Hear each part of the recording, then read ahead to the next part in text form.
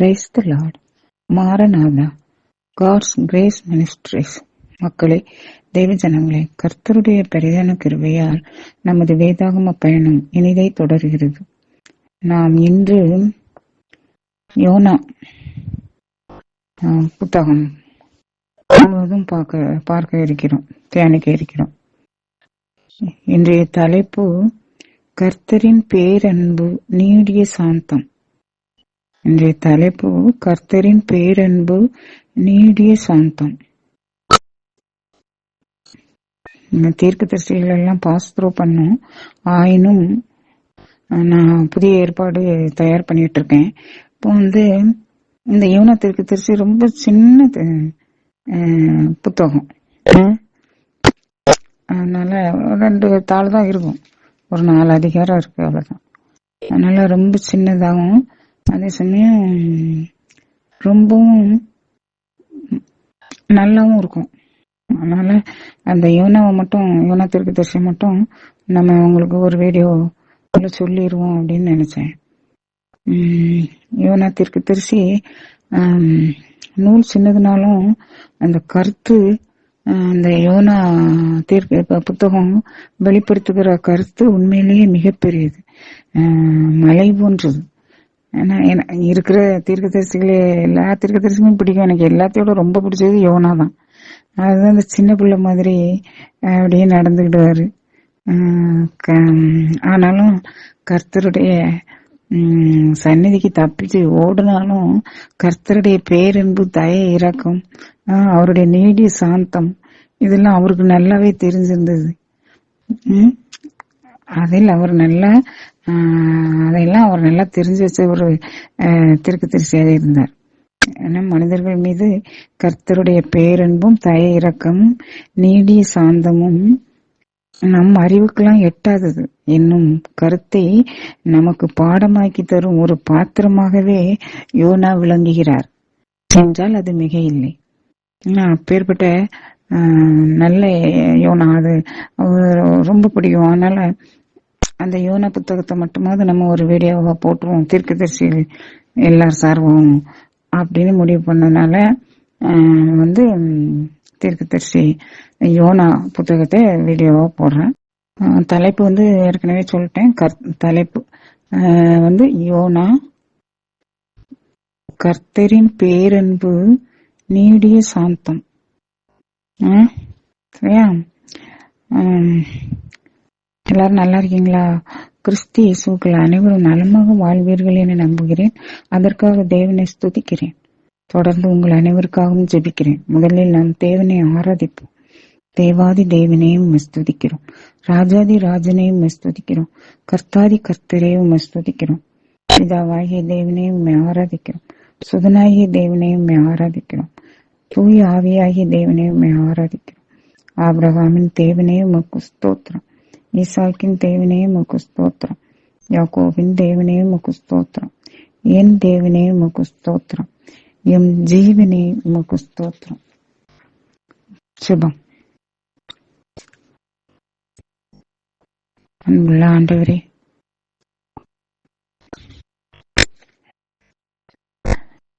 இந்த அருமையான நேரத்தை தேவரீர் எங்களுக்கு தந்ததற்காக உமக்கு நன்றி செலுத்துகின்றோம். கர்த்தாவே, உலகில் இன்றைய காலகட்டத்தில் மக்கள் பலரும் கல் நெஞ்சம் உள்ளவர்களாக, மனதை எதற்கும் அசைந்து கொடுக்க தன்மை உடையவர்களாக இருக்கிறார்கள். கல் நெஞ்சங்களாக உள்ளனர். அதாவது பாவத்தை வெறுக்க முடியவில்லை, கல் நெஞ்சமாக இருக்கிறார்கள். சுயநலம் களைய முடியவில்லை, தீய நாட்டம் களைய முடியவில்லை, பிறருக்கு உதவி செய்ய மனம் வரவில்லை, பகையை வெறுக்க, பகைத்தல் அதை வெறுக்க தெரியல. அதே மாதிரி தெரிஞ்சும் தெரியாத மாதிரி எல்லாரும் மற்றவங்களுக்கு உதவி செய்யறது கூட முன் வராம அவங்கவுங்க வேலையே பார்த்துட்டு இருக்காங்க. அன்பு இல்லாத தன்மை அப்படி இருக்கிறாங்க. ஆனா அவங்கவுங்க சோழி அவங்கவுங்க வேலை அப்படியே அதுலயே பிஸியாவும் கண்ணுங்கருத்துமாவும் இருக்கிறனால மற்றவங்களை ஏறெடுத்து பார்க்கவும் நேரம் இல்லை. அந்த மாதிரி இந்த சூழ்நிலை இருக்கு. இதுவே நமது தவறு. முதல்ல அதாவது நாம என்ன செய்யறோம், பெரும்பாலும் நாம நம் குற்றங்களை சிறிதும் நினைப்பதில்லை, ஆனா பிறர் குற்றங்களை பெரிதும் நினைக்கிறோம். இதுதான் நமது தவறு. அப்படிப்பட்ட தவறுகளை நாங்க செய்கிறோம் கர்த்தாவே. அதனால அந்த மாதிரி நல்லா அனைவரையும் நேசிக்கவும், அனைவருக்கும் உதவி செய்து வாழவும், மற்றவர்களை பகைக்காது வாழவும், நல்ல அன்பு உள்ளத்தோடு வாழவும், பிறருக்கு உதவி செய்து வாழவும் எங்களுக்கு உதவி செய்தரணும். உமக்கு பிரியமானபடி நாங்கள் வாழ எங்களுக்கு உதவி செய்தரணும். நீர் வெறுக்கும் காரியங்களை நாங்கள் வெறுத்து உதறித்தள்ள எங்களுக்கு உதவி செய்தரணும் கர்த்தாவே. எங்கள் குற்றங்களை நாங்கள் பெரிதும் அலட்சியமாக நினைத்து விட்டு பிறர் குற்றங்களை பெரிதும் மலை போல நினைக்கிறோம். இந்த தன்மையிலிருந்து எங்களை மாற்றியருளும். எல்லோரையும் தன்னை போல் நேசிக்கும் மனம் தாரும். நீ கர்த்தாவே, நீரே கூறியுள்ளே, உன் கண்ணில் உள்ள உத்திரத்தை எடுத்து ஏறி அப்போது பிறர் கண்ணில் உள்ள தூசியை எடுக்க நன்கு கண் தெரியும் என்று கூறினீரே. தகப்பனே, கர்த்தரின் மகிமைக்காக ஆக எங்களுடைய வாழ்வின் ஒவ்வொரு கட்டமும் ஒவ்வொரு கூறுகளும் கர்த்தரின் மகிமைக்காக எங்களுடைய வாழ்வு, பழமை, நேரம், உறவுகள், இன்பம், துன்பங்கள் எல்லாவற்றிலும் கர்த்தரின் மகிமைப்படுத்தும்படியாக நாங்கள் வாழ்வதற்கு எங்களுக்கு உதவி செய்தோம் கர்த்தாவே. மனம் இறங்கும் கர்த்தாவே. பெற்றோர்கள், பெரியோர்கள், நாங்கள் அனைவரும் செய்கின்ற குற்றங்களை பொறுத்து கொள்ளும். இரக்கமாயிரும், ரட்சித்தருளும். நாங்கள் ஆண்டவராகிய கர்த்தரே, நாங்கள் இந்த தேவ வார்த்தையை கவனமுடன் கேட்டு அதன்படி வாழாறுல் தான். ஆண்டவராகிய கர்த்தரே, கிருபை கூர்ந்தோர். வார்த்தையானவரே வழிகாட்டும். வார்த்தையான இறைவனை ஒளியூட்டும். தூய ஆவியானவரே வழி நடத்தும். பரிசுத்த தேவதாயே எங்களோடு உடன் வாரும். இந்த மன்றாட்டுகளை எல்லாம் எங்கள் ஆண்டவராகிய இயேசு கிறிஸ்துவின் பரிசுத்த நாமத்தில் ஏறடிக்கிறோம் நல்ல பிதாவே, ஆமென். ஆண்டவரே பேசும், உம்மடியான் கேட்கிறேன். ஆண்டவரே பேசும், உம்மடியார்கள் கேட்கிறோம். யோனா தீர்க்கதரிசியும் ரொம்ப இன்ட்ரெஸ்டிங்கான ஒரு வரலாறு இது.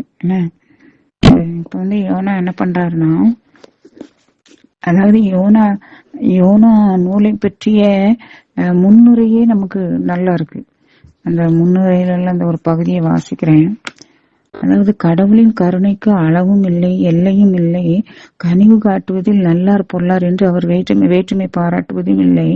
அவரது வாக்கை கேட்டு மனம் மாறும் அனைவருக்கும் அவர் மன்னிப்பு அருள்கிறார்.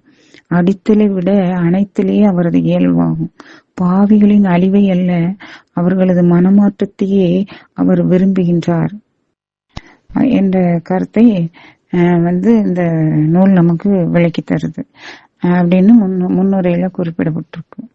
ஏன்னா ஆண்டவராகிய இயேசு கூட அவர்கிட்ட முணுமுணுத்த மக்கள்கிட்ட அவர் சொல்லுவார், பரிசெயர் சதுசெயர் எனது மணமகன் இந்த நீதிமான்களை அல்ல பாவிகளையே அழைக்க வந்தேன் அப்படின்னு சொல்லுவார். அப்படியே பாவிகள் மீது இருந்தாலும் அவர்கள் மீது கருணை கொண்டு செயல்படுபவர் கர்த்தர் அப்படிங்கறத நமக்கு சொல்கிறது. ஏன்னா யோனா என்னன்னா, இந்த யோனாவுக்கு ஆண்டவருடைய வாக்கு அருளப்படுது. ஆண்டவர் கட்டளை கொடுக்கிறாரு. எப்படின்னா, அவர் நீ புறப்பட்டு நினிவே மாநகருக்கு போய் அதற்கு அழிவு வரப்போகிறது என்று அங்குள்ளோருக்கு அறிவி. அவர்கள் செய்யும் தீமைகள் ஆண்டவர் திருமுன் வந்து குவிகின்றன அப்படின்னு சொல்றாரு. ஆண்டவர் அப்படியே ஒரு கட்டளை கொடுக்குறாரு. சரி, இப்போ யோனா என்ன செய்யறாரு? யோனா ஆண்டவரிடமிருந்து தப்பி ஓட, நம்ம எங்கேயாவது தப்பிச்சு ஓடிடுவோம் அப்படின்ட்டு கிளம்புறாரு. அங்க நினைவேக்கு போக மனசு இல்லை, அங்க போய் இப்படி சொல்ல மனசு இல்லை. அதனால என்ன, ஆண்டவர்கிட்ட நம்ம தப்பிச்சு போயிடுவோம் அப்படின்னு அவர் என்ன செய்யறாரு? தர்சீஸ்க்கு ஓடி போயிடணும் அப்படின்னு நினைக்கிறாரு. அப்போ அவர் யோப்பாங்கிற ஊருக்கு போய் அங்க தர்சீஸ்க்கு புறப்படுற ஒரு கப்பலை பார்த்து அங்க டிக்கெட் எடுத்துட்டாரு. கட்டணத்தை கொடுத்து அதுல அவர் எங்க இருந்து ஆண்டவர் திரும்ப நின்று அவருடைய திரும்ப நின்று தப்பியோட அந்த கப்பல்ல ஏறி அந்த கப்பல்ல இருந்தவங்களோடு சேர்ந்து தர்சீஸ்க்கு பயணப்பட்டாச்சு. தப்பிச்சு ஓடிடுறார்.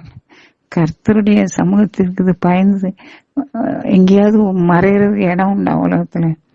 என்ன இருந்தாலும் அவருக்கு ஒரு குழந்தை போல அப்படி நடந்துடுறாரு யோனா. உமக்கு மறைவா எங்கே போவேன் அப்படின்னு பாடலாம் பாடுவாங்க. என்ன ஆண்டவருக்கு ஆண்டவர் கடலின் ஆலயத்துக்கு போனா ஆனாலும் அங்கேயும் நீர் இருக்கிறீர், உமக்கு மறைச்சு நான் எங்க போவேன்? வானத்துக்கு போனாலும் நீர் அங்கேயும் இருக்கிறீர், எங்கதான் போக முடியும் உண்மை விட்டு அப்படின்னு சங்கீதக்காரன்லாம் சொல்லுவாரு. ஏன்னா அந்த மாதிரி சூழ்நிலை இவர் இப்படி செய்யறாரு. ஏன்னா தர்சீஸ்க்கு தப்பி விடுறோம்னா அப்பாடா நிம்மதியா போய் ஆண்டவர்கிட்ட இருந்து தப்பிச்சு விட்டோம், இனிமே நம்மகிட்ட இப்படி சொல்ல மாட்டாரு அப்படின்னு நினைச்சிட்டாருன்னு நினைக்கிறேன். அப்படியே போயிட்டு இருக்காரு. ஆனா ஆண்டவர் என்ன செய்யறாருன்னு பாருங்க. ஆண்டவர் என்ன செய்யறாரு? சரி நீ அமைதியா போயிட்டு இருக்கியா இரு அப்படின்னு கடல்ல கட்டுங்காற்று வீசும்படி செய்யறாரு. என்ன கடல்ல பெரும் கொந்தளிப்பு உண்டாயிற்று. பயங்கர கடல் கொந்தளிக்கு, அலை மேல வரைக்கும் அடிக்குது, பயங்கரமான புயல் அப்படியே அடிக்குது. கப்பல் இன்னும் கொஞ்ச நேரத்துல உடஞ்சு போயிடும் அந்த மாதிரி இருக்கு. கப்பல் உடைஞ்சு போக நிலையில இருக்கு. இன்னும் கப்பல்ல இருந்தவங்க நிறைய பேர், எல்லாரும் நிறைய பேர் போறாங்கல்ல, அவங்க எல்லாமே ரொம்ப பயந்துதாங்க, திகிலடைந்தார்கள். அவங்க எல்லாரும் அவங்கவுங்க சாமிய அவங்கவுங்க தெய்வத்தை நோக்கி கும்பிட ஆரம்பிச்சிட்டாங்க எல்லாரும். ஆனா அப்புறம் என்ன செய்றாங்க, கப்பலுடைய பழுவை கொஞ்சம் குறைப்போம் அப்படின்னு அதுல இருந்த சாக்குகளை எல்லாம், சரக்குகளை, என்ன சரக்கு இதெல்லாம் தூக்கி கடல்ல போடுறாங்க. ஆனா யோனா என்ன பண்றாரு? ஏற்கனவே அவர் முதல்லயே கப்பலுடைய அடித்தட்டுக்கு போய் அங்க நல்லா படுத்து அயர்ந்து நிம்மதியா தூங்கிட்டு இருப்பாரு. அவருக்கு அப்பாடா அது ஒரு சேஃப்டியா இருந்திருக்குன்னு நினைக்கிறேன் மனசுக்கு. அப்படியே கண்ணை மூடி அந்த மன களைப்பு வர அவருக்கு இருந்திருக்கும். அப்படியே நிம்மதியா உறங்கிட்டு இருக்காரு. அப்போ கப்பல் தலைவன் அங்க அந்த பக்கமா வந்தவர் அவரை பார்த்து, என்ன இது இவன் இப்படி தூங்கிட்டு இருக்கான் அப்படின்னு சொல்லிட்டு அவர் தட்டி எழுப்பி, எழுந்துரு, ஏன் இப்படி தூங்கிட்டு இருக்க, நீயும் உன் தெய்வத்தை நோக்கி வேண்டிக்கொள், ஒருவேளை அந்த தெய்வமாவது நம்மளை காப்பாத்தலாம் அப்படின்னு சொல்றாரு கப்பல் தலைவன், கேப்டன். உடனே கப்பல்ல இருந்தவங்க எல்லாம், சரி நமக்கு இவ்வளவு பெரிய தீங்கு யாரால் வந்தது அப்படின்னு பார்க்க நம்ம கண்டறிய சீட்டு போடுவோம் அப்படின்னு, சீட்டு குலுக்கி போடுவோம் அப்படின்ட்டு தங்களுக்குள்ள அவங்களுக்குள்ள பேசி போடுறாங்களாம். அதே மாதிரி சீட்டு போடுறாங்க. சீட்டு யார் பேருக்கு விழுது? யோனா பேருக்கு விழுது. உடனே அவங்க அவ்வளோரும் சுத்தி கரெக்டா யோனா பேருக்கு விழுந்தோடனே இவரை சூழ்ந்துக்கிடுறாங்க. சூழ்ந்துக்கிட்டு நீ யாரு, எந்த ஊரு அப்படின்லாம் கேக்குறாங்க. உன் வேலை என்ன, நீ எங்கிருந்து வர்ற, உன் நாடு எது, உன் இனம் எது எல்லாம் கேக்குறாங்க.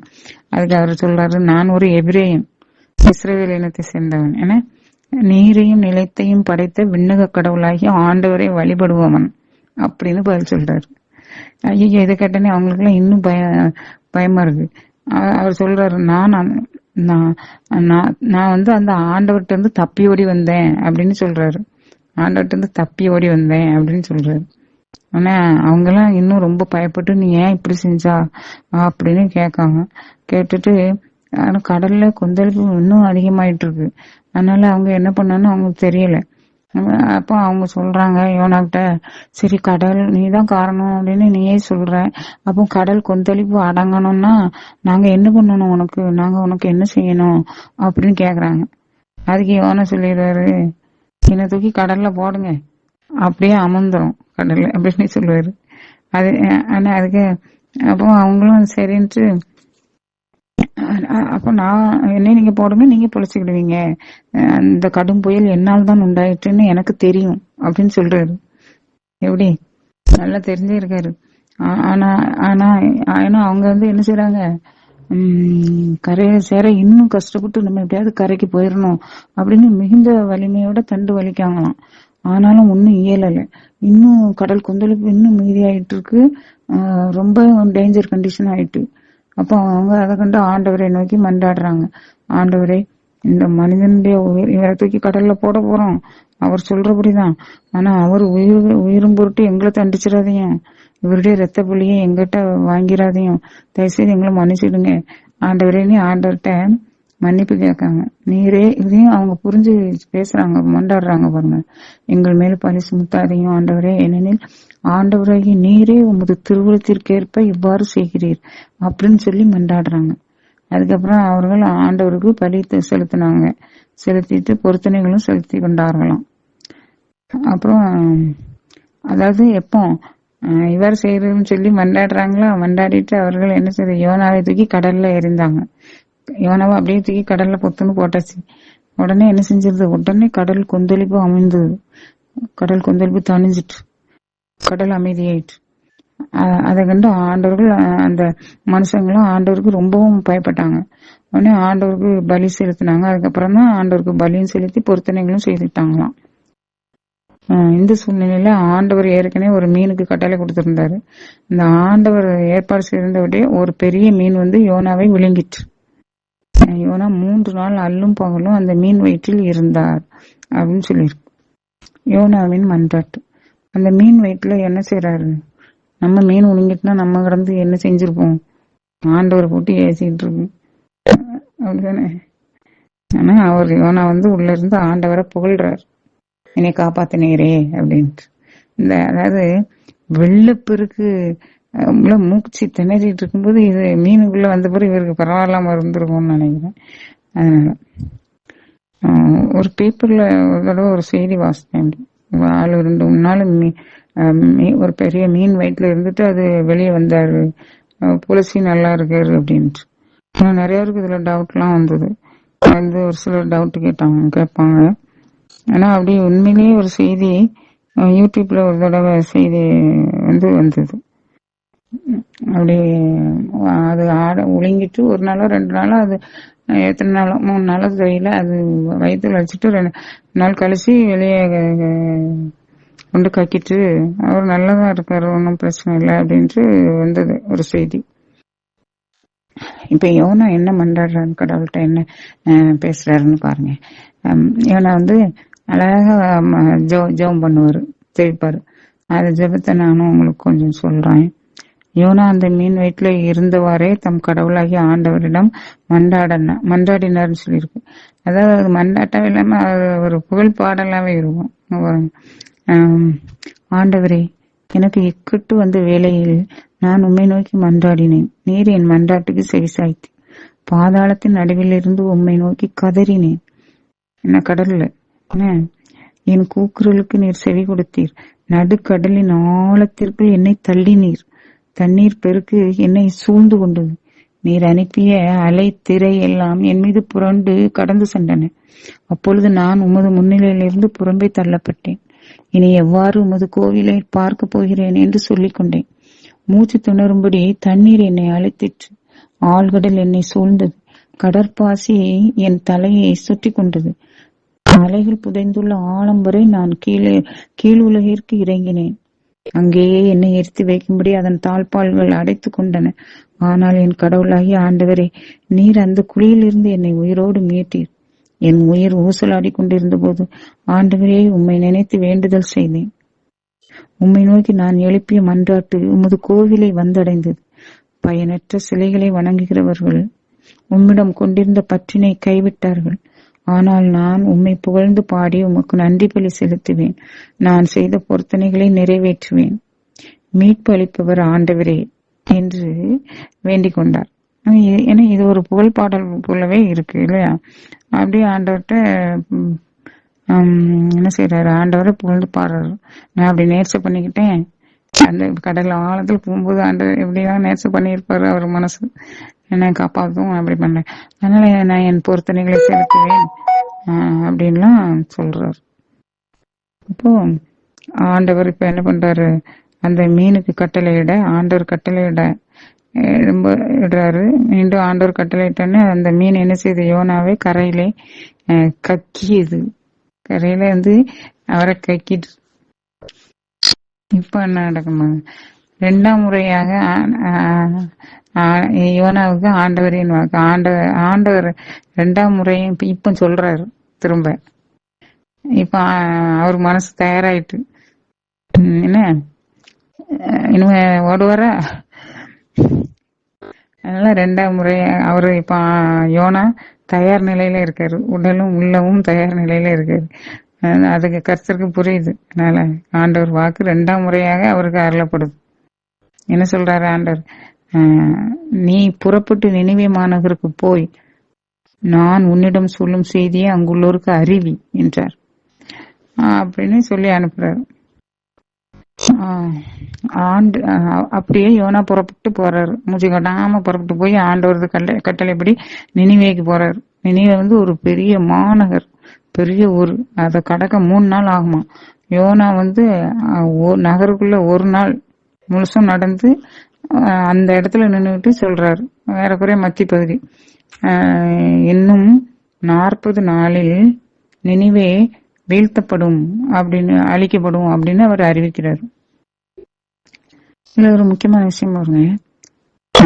இதுல யோனா சரி நல்ல புத்தி வந்துட்டு நல்ல மனசு வந்துட்டு சரி திருந்திட்டாரு இப்படிலாம் நம்ம எடுத்துக்கலாம்.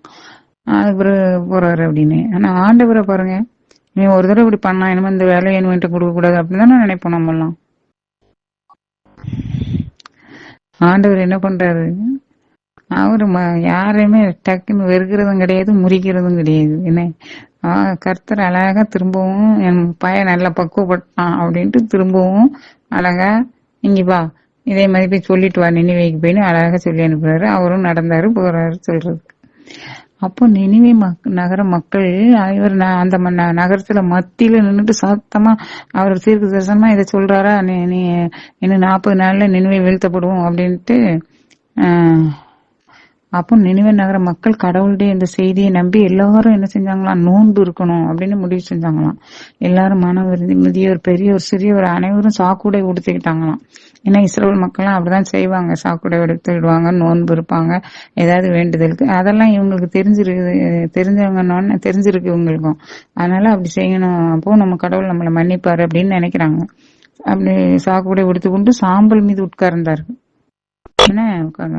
இந்த செய்தி இந்த அரசனுக்கும் கேக்குது. அரசனுக்கும் இந்த செய்தி எட்டுனோடனே அவன் அரியணையை விட்டு இறங்கி அரச உடைகளை கலைந்து விட்டு சாக்கு உடை உடுத்தி கொண்டு சாம்பல் மீது உட்கார்ந்தான் அப்படின்னு சொல்லியிருக்கு அரசனை. மேலும் அவன் ஒரு ஆணை பிறப்பித்து அதை நினைவை முழுதும் பறைசாட்ட செஞ்சான். இப்படின்னா என்ன சொன்னான், என்னென்ன அறிவிச்சான்னு பாருங்க. எந்த மனிதரும் உணவை சுவைத்து கூட பார்க்க கூடாது. இதனால் அனைவருக்கும் அறிவிப்பதாவது, எந்த மனிதரும் உணவை சுவைத்து கூட பார்க்க கூடாது. ஆடு மாடு முதலிய விலங்குகளும் தீனி தின்னவோ தண்ணீர் குடிக்கவோ கூடாது. மனிதரும் விலங்குகளும் சாக்கு உடை உடுத்தி கொண்டிருக்க வேண்டும். ஒவ்வொருவரும் கடவுளை நோக்கி மன்றாடணும். தம் தீய வழிகளையும் தாம் செய்து வரும் கொடுஞ்செயல்களையும் விட்டு ஒழிக்க வேண்டும். இவ்வாறு செய்தால் கடவுள் ஒருவேளை தம் மனதை மாற்றிக்கொள்வார். அவரது கடும் சினமும் தனியும் நமக்கு அழிவு வராது அப்படின்னு அரசன் மக்கள்கிட்டையும் சொல்றான். உடனே மக்கள் எல்லாரும் அந்த நாடே அப்படி இருக்குது. நினைவே நகரம் ஃபுல்லாவே அப்படி ஒரு கண்ட்ரோல்ல இருக்கு. நோன்பு இருக்கிறாங்க, சாம்பல்ல உட்கார்ந்து இருக்காங்க, கடவுளை நோக்கி மண்டாடுறாங்க, தீய செயல்கள் எல்லாம் விட்டுட்டாங்க. இவ்வளவும் பண்றத கர்த்தர் பார்த்துட்டே இருக்காரு. கடவுள் அவர்கள் செய்தது அனைத்தையும் பார்த்தார் அப்படின்னு வேதம் சொல்லுது. அவர்கள் தீய வழியிலிருந்து விலகியதை அவர் கண்டு தம் மனதை மாற்றிக்கொண்டார். என்ன செய்யறாரு? தாம் அவர்கள் மீது அனுப்புவதாக சொல்லி இருந்த தண்டனையை அனுப்பவில்லை. அதனால தண்டனை அனுப்பல. அவங்க நல்லா இருக்காங்க, நல்லா சந்தோஷமா இருக்காங்க. நோன்பெல்லாம் முடிஞ்சு எல்லாரும் சந்தோஷமா இருக்காங்க. அவங்களுக்கு எந்த தீமையும் கர்த்தர் அனுப்பல. இப்ப யோனாவுடைய நிலைமை என்னன்னு பாருங்க. ஆனா இது யோனாவுக்கு சிறிதும் பிடிக்கல. எப்படி? ஆனால் இது யோனாவுக்கு சிறிதும் பிடிக்கவில்லை அப்படியே சொல்லி இருக்கு பைபிள். இது யோனாவுக்கு பிடிக்கல. நம்ம சொல்லிட்டு வந்தாச்சு. அடுத்தால அது உடனே அது தீப்பத்தி எரியணும், அதை நம்ம பார்க்கணும், இப்படிலாம் நினைச்சிட்டு இருக்காரு. அவர் கட்டும் சினம் கொண்டு, அவருக்கு ரொம்ப கட்டும் கோபம் வந்துட்டு கொண்டு கொண்டு கோவப்பட்டு ஆண்டவர்கிட்ட முறையிடுறாரு, ஆண்டவர்கிட்ட சண்டைக்கு போறாரு. என்ன சொல்றாரு பாருங்க ஆண்டவர்கிட்ட. ரொம்ப அழகான சண்டையா இருந்தாலும் ரொம்ப அழகான சண்டையா இருக்கும். என்ன அவர் என்ன சொல்றாரு ஆண்டவர்கிட்ட, ஆண்டவரே, நான் என் ஊரை விட்டு புறப்படும் முன்னே இதைத்தானே சொன்னேன். நான் முதல்லயே இதைத்தானே சொன்னேன் உங்ககிட்ட. இதை முன்னிட்டே நான் தர்சீஸ்க்கு ஓடி போக முயன்றேன். இந்த கப்பல்ல போனார்களா அது. நீர் கனிவு மிக்கவர், இரக்கம் உள்ளவர், மிகுந்த பொறுமையும் அளவிலா அன்பும் உள்ள கடவுள் என்பது எனக்கு தெரியும். நீர் அழிக்க நினைப்பீர், பிறகு மனதை மாற்றிக்கொள்வீர் என்பது எனக்கு அப்போதே தெரியும். ஆகையால் ஆண்டவரே, என் உயிரை எடுத்துக்கிடும், நான் வாழ்வதை விட சாவதே எனக்கு நல்லது என்று வேண்டிக் கொண்டார் கடவுள்கிட்ட. எப்படி வேண்டாரு? அதாவது இதுதான், இதுக்குதான் அவர் பயந்தாரு. எதுக்கு பயந்தாரா? இவரு அறிவிப்பாரு, அப்போ இந்த நினைவே அழிக்கப்படும் அப்படின்னு. அப்புறம் கடவுள் அவங்க மேல அன்பு வந்து அவங்க தவம் இருக்காங்க, ஜெபம் இருக்காங்க, பண்றாங்க அப்படின்னு சொல்லிட்டு கடவுள் அழிக்காம விட்டுருவாரு. அப்போ இவர் பொய் இறைவாக்கு வச்சிட்டாருன்னு நம்மள தானே மக்கள் எல்லாரும் இது பண்ணுவாங்க, குறைவா நினைப்பாங்க, தாழ்வா நினைப்பாங்க. இவர் இறைவாக்கு பொய் அப்படின்னு ஆயிரும்ல. அப்படிலாம் இவருக்கு நினைப்பு ஓடுது. அதனால இவர் ரொம்ப இதெல்லாம் முதல்ல நினைச்சுதான் நான் அப்படி போனேன் அப்படின்னு சொல்றாரு. நான் இதெல்லாம் ஆண்டவரே, நான் இதெல்லாம் நினைச்சுதானே நான் தர்சீஸ்க்கு ஓடி போனேன். நீங்க திரும்பி என்னை பிடிச்சு கூட்டிட்டு வந்து இப்படி பண்ணீங்க, அனுப்புனீங்க, நானும் போனேன். இப்போ நீங்க அழிக்கல அந்த அந்த ஊரை, அது நல்லா இருக்கு அப்படின்னு சொல்லி, நான் அந்த உலகத்துல இருக்கிறது நான் செத்தே போயிடலாம், நான் சாவறேன் ஆண்டவரே, என் உயிரை எடுத்துக்கிடும், என் உயிரை எடுத்துக்கிடும் தயவு செய்து அப்படின்ட்டு சொல்றாரு. அதே நேரத்துல அந்த கடவுளுடைய இயல்பை அவர் நல்லா புரிஞ்சிருந்து அதை அப்படி சொல்றாரு. அதுக்கு ஆண்டவர் சொல்லுவாரு, அந்த யோனாகிட்டே ஆண்டவர் பொறுமையா பேசுவாரு. அதுக்கு ஆண்டவர் சொல்றாரு, நீ இவ்வாறு சினம் கொள்வது முறையோ, நீ இவ்வாறு சினம் கொள்வது முறையோ அப்படின்னு கேட்பாரு.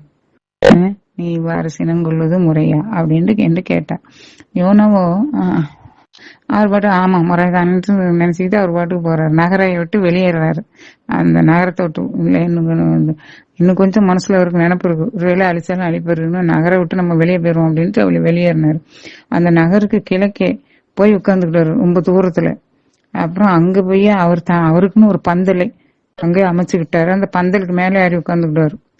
எதுக்கு? நகருக்கு நிகழ போவதை பாக்குறதுக்கு. இந்த பந்தல்னா இந்த சோளக்காடு கம்பங்காட்டுல எல்லாம் அந்த ஒரு பெரிய பந்தல் பறன் மாதிரி அமைச்சிட்டு அதுக்கு மேல உட்காந்துட்டு காக்கா விரட்டுவாங்க, குருவி விரட்டுவாங்கல்ல, அது மாதிரி அவர் ஒரு பந்தலை போட்டுட்டு, பறன் மாதிரி ஒரு பந்தலை போட்டுட்டு அங்க அது மேல ஏறி உட்கார்ந்துக்கிறாரு. உட்காந்துட்டு அப்ப நகர் தெரியும் நல்லா, அங்க நடக்கிறதெல்லாம் அதை பார்க்கணும் அப்படின்னு அவர் அங்க போய் உட்கார்ந்துக்கிட்டாரு. இப்போ கடவுளாகி இந்த சூழ்நிலையில கடவுளாகிய ஆண்டவரது கடவுளாகிய ஆண்டவரது ஏற்பாட்டின்படி ஆமணக்கு செடி ஒன்று அங்கே முளைத்தது. அந்த ஒரு ஆமணக்கு செடி ஆண்டோடைய விருப்பப்படி, ஆண்டோடைய ஏற்பாட்டின்படி ஒரு ஆமணக்கு செடி முளைக்குது. அது என்ன செய்யுது? வளர்ந்து யோனாவின் தலைக்கு நிழல் தந்து அவரது மனச்சோர்வை நீக்கியது. அவர் தலைக்கு மேல அது வந்து வளர்ந்து நல்ல இலைகளோட அவருடைய மன நல்ல குளிர்ச்சியை கொடுக்குது அவருக்கு. அவர் மன சோர்வு நீங்கி நல்லா சந்தோஷமா இருக்காது. அந்த ஆமணக்கு செடியை கண்டு யோனா மிகுந்த மகிழ்ச்சி அடைந்தார் அப்படின்னு சொல்லியிருக்கு. ஆனா ஆண்டவருடைய கட்டளை இப்படி இந்த செடி இப்படி வளர்ந்தது கூட சில இந்த மூங்கில்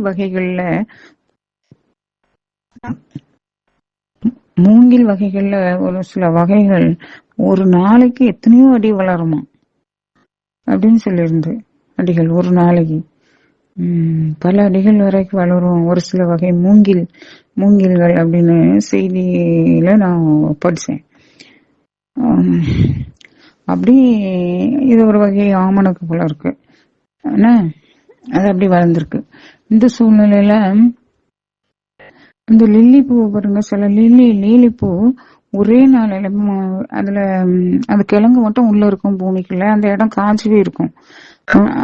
நாங்க அது மேல பெருக்கி தூத்தி அள்ளிக்கிட்டு தான் இருப்போம், அதுல இருக்கிறது கூட தெரியாது. ஆனா பாருங்க, அடுத்தால ஒரு நல்ல மழை வந்துட்டுன்னா, மழை 2 மழை பெஞ்சிட்டு அதுக்கப்புறம் பாத்தீங்கன்னா அந்த இடத்துல எப்படி இருக்கும், அந்த இடத்துல 2 3 இலையும் விட்டு பூவோட பல கொத்தா அப்படி பூவோட அந்த லீலி பூ கொஞ்சம் பெருசா பூக்கும். அது கொத்து பூவோட இலையும் பூமா வெளியே நிக்கும். இந்த காலம் ஒரே நாள்ல முளைச்சு நிக்கல, அது மாதிரி இந்த செடிகள். அது மாதிரி செடி வகைகள்ல நாம நல்ல பெரிய ஆச்சரியமான செடிகள் தாவரங்கள் இருக்குதான் செய்யுது, நமக்கு தான் தெரியறதில்லை. அதே மாதிரி இது அது மாதிரி ஒரு வகையோ என்னமோ. அப்போ ஆண்டவருடைய கட்டளைப்படி என்ன செய்யுது, மறுநாள் பொழுது விடிகிற நேரத்துல ஒரு புழு அந்த ஆமணக்கு செடியை அரிச்சிட்டு அந்த செடி காஞ்சு போச்சு. இப்போ கதிரவன் அப்புறம் சூரிய ஒளி வரும்போது இவருக்கு சுள்ளுன்னு சூரியன் அனல் காட்டு வீசுது. அப்போ அந்த கடும் வெயில் யோனாவுடைய தலையை தாக்குது. அவருக்கு என்ன மயக்கம் உண்டாயிடுச்சு, அந்த அளவுக்கு வெயில் அடிக்கி. ஏன்னா இதெல்லாம் கர்த்தருடைய ஏற்பாடுதான். அப்போ இவரு என்ன சொல்றாரு, நான் வாழ்வதை விட சாரதே எனக்கு நல்லது, எனக்கு அப்படின்னு நம்ம எதுக்கு அழகான இந்த செடி எவ்வளவு நல்லா இருந்துச்சு பாரு, ஒரு நைட்டுக்குள்ள இந்த மாதிரி அப்படியே வாழ் நேரத்துலயே இப்படி முழுசையும் அரிச்சு தின்னுட்ட ஒரு புல் ஏன் தான் எனக்கு இப்படி நடக்குதோ, நமக்கு இப்படி நடக்குதோ, ஏன் தான் இந்த உலகத்துல நம்ம இருக்கணும், வேண்டாம் நம்ம உலகத்துல இருக்கிறத விட நம்ம செத்தே போயிடலாம் அப்படின்னு நினைக்கிறது. அதனால நம்ம சாவருக்கு நம்ம முயற்சி பண்ணக்கூடாதுல. அதனால ஆண்டவரே நான் சாகணும், எனக்கு சாவு வரணும் அப்படின்னு வேண்டிக்கிறாரு. கோபம் உடனே அப்போது கடவுள் யோனாவை நோக்கி சொல்றாரு, ஆமணக்கு செடியை குறித்து நீ இவ்வாறு சினம் கொள்வது முறையா என்று கேட்டார். கடவுள் எப்படி கேட்கிறாரு, யோனா ஆமணக்கு செடியை குறித்து நீ இவ்வாறு சினம் கொள்வது முறையா என்று கேட்டார். அதற்கு யோனா சொல்றாரு, ஆம் முறைதான், செத்து போகும் அளவுக்கு நான் சினம் கொள்வது முறையே அப்படின்னு சொல்றாரு. அதுக்கு ஆண்டவருடைய பதில பாருங்க, ரொம்ப அழகான பதில். என்ன, இந்த நூல் முழுவதுக்கும் உரிய ஒரு மகிமையான கிரீடம் போன்ற ஒரு பகுதியாக இந்த ஆண்டவர் இந்த பதில் அமைகிறது. இதை வெளிக்கொண்டவர் அந்த யோனா தான். ஏன்னா அவருங்க ஆண்டவர் என்ன சொல்றாரு, ஆண்டவர் அவரே நோக்கி, அந்த செடி ஓர் இரவில் முளைத்தெழுந்து மறு இரவில் முற்றும் அழிந்தது. நீ அதற்காக உழைக்கவும் இல்லையே, அதை வளர்க்கவும் இல்லையே, அதற்கு இவ்வளவு இரக்கம் காட்டுகிறாயே. இந்த நினிவே மாநகரில் 1,20,000க்கும் மேற்பட்ட மக்கள் இருக்கிறார்கள். வழக்கே எது இடக்கே எது என்று கூட சொல்ல தெரியாத இத்தனை மக்களும் அவர்களோடு எண்ணிருந்த கால்நடைகளும் உள்ள இந்த மாநகருக்கு நான் இரக்கம் காட்டாமல் இருப்பேனா என்றார். இதோட யோனா நூல் நமக்கு முடியுது. கர்த்தர் என்ன சொல்றாரு, என்ன இந்த ஒரு ஆமணக்கு செடிக்காக நீ இவ்வளவு வருத்தப்படுறிய, அங்க 1,20,000 மக்களும் அவங்களை சார்ந்த அந்த கால்நடைகளும் இருக்குது, வலதுகை எது இடதுகை எதுன்னு தெரியாத மக்களும் அவங்களை சேர்ந்த கால்நடைகளும் உள்ள இருக்குத, அவங்க மேல நான் இறக்கம் காட்டாம இருப்பேனோ அப்படின்னு கர்த்தர் கேட்கிறார்.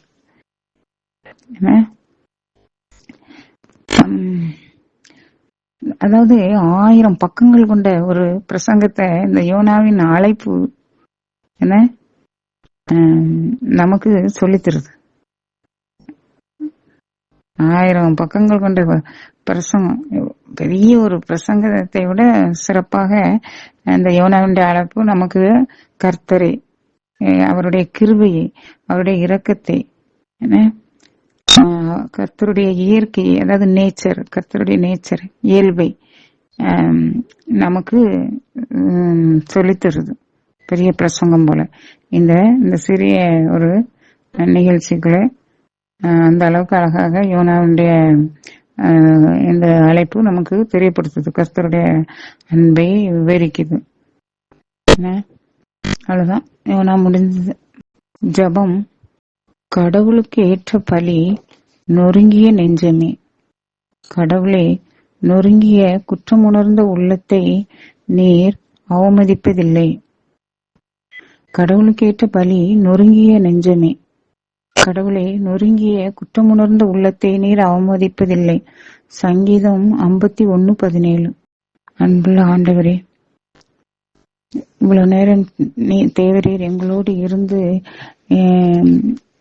இருந்து எங்களை வழிநடத்திய கிருபைக்காக உமக்கு நன்றி. ஆண்டவராகிய கர்த்தரே, இந்த யோனாவினுடைய இந்த அழைப்பு கர்த்தருடைய பேரன்பை எங்களுக்கு விளக்கி சொல்கிறது. மனிதர்கள் மீது கர்த்தரின் பேரன்பும் தயை இரக்கமும் நீடிய சாந்தமும் எவ்வளவு கற்பனைக்கு அறிவுக்கு எட்டாததா இருக்கிறது என்னும் கருத்தை எங்களுக்கு பாடமாக்கி தருகிறது. அப்படி பாடமாக்கி தரும் பாத்திரமாகவே இந்த யோனா விளங்குகிறார். இந்த யோனா இந்த அழைப்பு மூலமாக கர்த்தருடைய பேரன்பை எங்களுக்கு விளக்கி சொல்கிறேன். கர்த்தாவே, இந்த அன்பை நாங்கள் புரிந்து கொள்ள வேண்டும், புரிந்து எங்கள் வாழ்க்கையை அமைத்துக் கொள்ள வேண்டும். நீடிய பொறுமையும் உமது நீடிய கருணையும் நீடிய இரக்கமும் சாந்தமும் எங்களுக்கு இருப்பதை நாங்கள் உணர வேண்டும். அப்படிப்பட்ட தேவனுக்கு உகந்த வாழ்க்கையை நாங்கள் வாழ வேண்டும். பாவத்தை வெறுக்க சுயநலம் களைய எங்களுக்கு கற்றுத்தாரும். கர்த்தாவே, கர்த்தரின் மகிமைக்காக நாங்கள் வாழ எங்களுக்கு கற்றுத்தந்துள்ளோம். இந்த நினிவே நகர் போல நாங்கள் எங்கள் வாழ்க்கையில் எங்கள் தவறுகளை குற்றங்களை உணர்ந்து அவைகளை தவிர்த்து வாழ அருள் தாரும். நோன்பிருந்து வேண்டிக் கொள்ள எங்களுக்கு கற்றுத்தாரும். எங்களுக்கு நல்ல மனதை தாரும். யோனா போல நான் தான் காரணம் என்று துணிவாக சொன்னார். அத்தகைய துணிவு எங்களுக்கு வேண்டும். எங்கள் ஒவ்வொருவருக்கும் தந்தரலும்.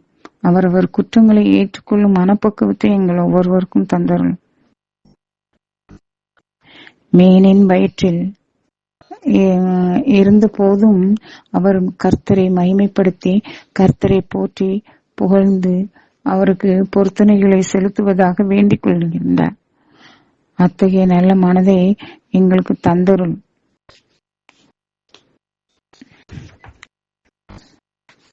உமது இரட்சணியத்தையும் உமது அன்பையும் கண்டுணர எங்களுக்கு வரம் தார். நாங்களோ ஜபத்திலும் தவத்திலும் நோன்பிலும் தரித்திருந்து உமது அன்பில் நிலைத்திருக்க எங்களுக்கு அருள் தார். கர்த்தாவே, குழந்தைகள், இளைஞர்கள், பெற்றோர், பெரியவர்கள் அனைவரையும் காப்பாற்று. எங்கள் குடும்பத்தை காப்பாற்று, எங்கள் ஊரை காப்பாற்று, எங்கள் தேசத்தை காப்பாற்று, இந்த உலகத்தை காப்பாற்று. இந்த மன்றாட்டுக்களை எல்லாம் எங்கள் ஆண்டவராகிய இயேசு கிறிஸ்துவின் பரிசுத்த நாமத்தினாலே உன்னிடம் ஏறெடுக்கிறோம் நல்ல பிதாவே, ஆமென். வாக்குத்தத்த வசனம். அவர்கள் என் மீது அன்பு கூர்ந்ததால் அவர்களை விடுவிப்பேன். அவர்கள் என் பெயரை அறிந்துள்ளதால் அவர்களை பாதுகாப்பேன். திருப்பாடல் 91:14. சங்கீதம் 91:14. அவர்கள் என் மீது அன்பு கூர்ந்ததால் அவர்களை விடுவிப்பேன். அவர்கள் என் பெயரை அறிந்துள்ளதால் அவர்களை பாதுகாப்பேன். 91:14. இயேசுவே ஆண்டவர், இயேசுவே ஆண்டவர். மாரநாதா, மாரநாதா. ஆண்டவராகிய இயேசுவே வாரும், ஆண்டவராகிய இயேசுவே வாரும். ஆமென். உங்கள் சிந்தனைக்கு ஒரு கருத்துக்களை சொல்லிட்டு வைக்கிறேன். தேவன் வருவார். இந்த தலைப்பு. என் நாமத்தை பிரஸ்தாபப்படுத்தும் எந்த ஸ்தலத்திலும் நான் வந்து உங்களை ஆசீர்வதிப்பேன் என்கிறார் கர்த்தர். என் நாமத்தை பிரஸ்தாபப்படுத்தும் எந்த ஸ்தலத்திலும் நான் வந்து உங்களை ஆசீர்வதிப்பேன் என்கிறார் கர்த்தர். ஆம், அவர் வருவார். அது வீடாயினும் சரி, ஜெப வீடாயினும் சரி, ஜெப கூடாரமானாலும் சரி, மட்டுமல்ல வீடாயினும் சரி, ஊராயினும் சரி, தேசமானாலும் சரி, உலகமானாலும் சரி, நீங்கள் நாம் அனைவரும் கர்த்தருடைய பரிசுத்த நாமத்தை பிரஸ்தாபப்படுத்த வேண்டும். பிரஸ்தாபப்படுத்துங்கள், போற்றுங்கள், ஸ்துதியுங்கள், ஆராதியுங்கள், கூப்பிடுங்கள், போற்றி புகழுங்கள். உலகத்தில் உள்ள ஒவ்வொருவரும் தேவனை அறிந்திருக்கும் மக்களாவது அட்லீஸ்ட் இதை செய்யுங்கள், அப்போது அவர் வருவார். கர்த்தர் இந்த உலகத்திற்கே வந்து நம்மை ஆசீர்வதிப்பார். அப்போது பஞ்சம், கொள்ளை நோய், போர் இவை பற்றியெல்லாம் நாம் அஞ்ச வேண்டி இருக்காது மக்களே. அப்பா அவர் பார்த்துக் கொள்வார். God is great. அவர் வருவார், தேவன் வருவார். அவரை கூப்பிடுங்கள், அவரை அழையுங்கள், அவருடைய பரிசுத்த நாமத்தை சொல்லி அவரை கூப்பிடுங்கள். என்னை நோக்கி கூப்பிடு,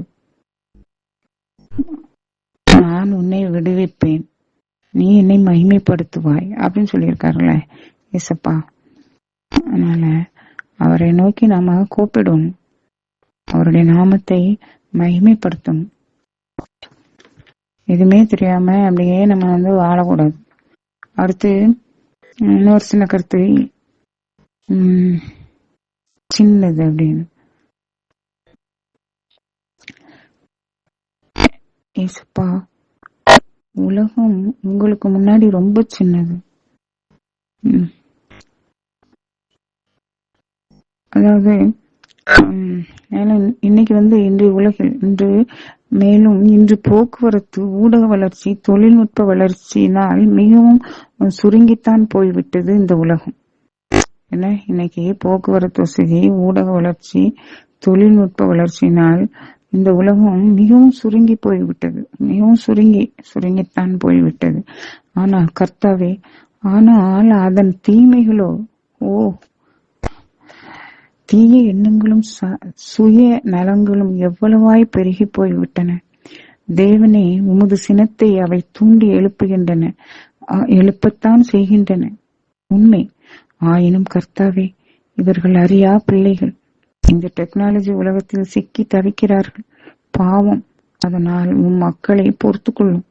பிளீஸ் ஏசப்பா, இவர்களுக்காக நீர் சிந்திய இரத்தம், திருப்பாடுகள், மரணம் இவற்றை நினைவு கூர்ந்தருள். அவரது பேரன்பு இவற்றின் முன்னால், அவரது பேரன்பு, திருப்பாடுகள், திருமரணம் இவற்றின் முன்னால் இவர்கள் தூசி. ரொம்ப சின்னது, ரொம்ப சின்னவர்கள். இந்த உலகம் ரொம்ப சின்னது.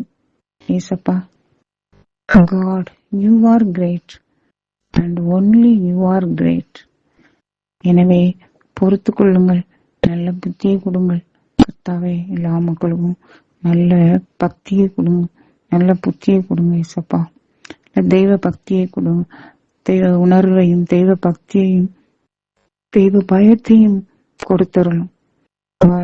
இப்படி இவ்வாறு அவங்க கர்த்தருக்கு பிரியமுள்ள மக்களாக வாழ்வார்களாக. ஆமென். அந்த முழந்தாளிட்டவன் அப்படின்னு ஒரு சின்ன தலைப்பு, அதோட முடிச்சுக்கிடுவோம். முஸ்லிம் மக்கள் பலர் டூர் போனாங்க. வழியில ஓரிடத்தில் இரவு தங்கினார்கள். அதிகாலை 3 மணி. எல்லாரும் எழுந்து தொழுகை செய்யணும். களைப்பில் அனைவரும் அயர்ந்து உறங்கிட்டாங்க. ஒரு தகப்பனும் அவருடைய மகனும், சிறுவன், ஒரு 10-12 வயசு இருக்கலாம், அவன் மட்டும் விழித்து கொண்டார்கள், தொழுகை செய்தார்கள். இடையில் மகன் திடீரென்று சொன்னான், அப்பா, இவர்கள் எல்லாம் பாருங்கள், இவர்கள் கவலை இல்லாமல் தூங்கிக் கொண்டிருக்கிறார்கள், நம்மை போல எழும்பி தொழுகை செய்யவில்லை என்றான். அதற்கு அப்பா சொன்னார், அவர்களை குறை சொல்கிறாயா? அதாவது அப்பா அவனை பார்த்து சொல்றாரு, தம்பி, நீ அவர்களை குறை சொல்கிறாய், ஒன்னு. அடுத்து தொழுகையின் உடைய கவனக்குறைவாக இருக்கிறாய், 2. அடுத்து நீ விழித்திருந்தும் தொழுகையில் கவனம் இல்லாமல் இருக்கிறாய், 3. தொழுகை சரியா செய்யல, அங்கே எங்கேயும் வேடிக்கை பார்த்துட்டு பறக்க பார்த்துட்டு நீ ஒழுங்கா தொழுகை செய்யல. இப்படி 3 பல பாவங்கள் உனக்கு. அவர்களும் தூங்கி விட்டார்கள், அந்த ஒரு பாவம் தான் அவர்களுக்கு. எனவே தொழுகையில் கவனம் செலுத்து என்றார். இப்படித்தான் அநேக சபையில் அநேக பக்திமான்கள் நன்கு ஜெபம் செய்கிறார்கள், பைபிள் வாசிக்கிறார்கள், விளக்கம் சொல்கிறார்கள். ஆனால் அத்தோடு பக்கத்து சபை மக்களை மிகவும் குறைவாக குறை சொல்வதில் ஆர்வமாக இருக்கிறார்கள், கடுமையாக மிக ஆர்வமாக விமர்சனம் செய்கிறார்கள், அந்த சிறுவனை போல. இதை தவிர்ப்பது நல்லதுதானே? சரி, கர்த்தருக்கு ஸ்தோத்திரம்.